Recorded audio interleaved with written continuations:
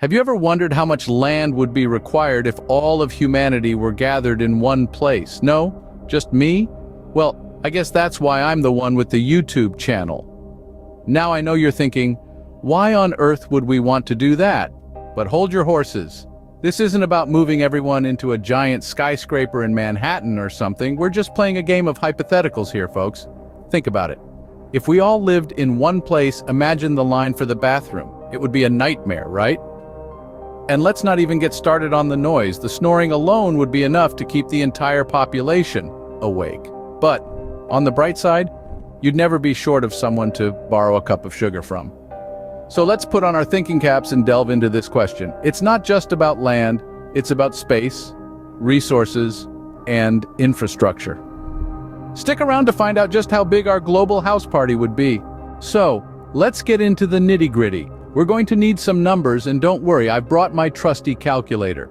Now let's say we all decided to play a massive game of sardines. We're talking about over 7 billion people here. If we all stood shoulder to shoulder, scientists reckon we'd cover an area about the size of Los Angeles. Talk about a traffic jam. And you thought LA's freeways were crowded now, huh? But let's not stop there. We're all about the science here.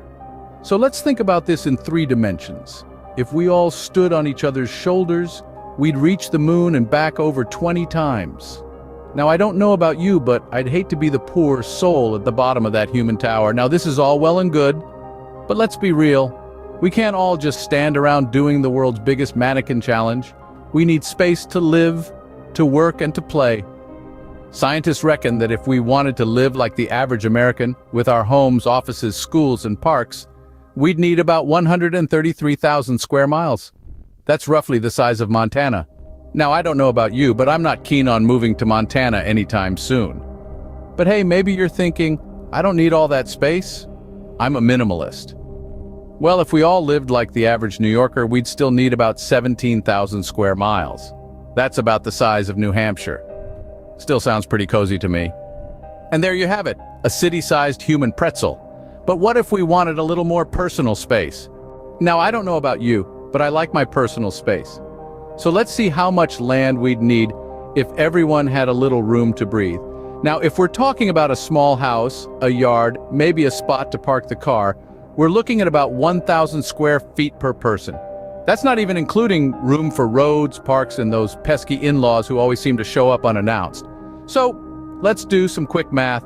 With around 7.8 billion people on this planet, if we all wanted a slice of the American dream, that would equate to about the size of Texas. Yep, you heard it right, folks.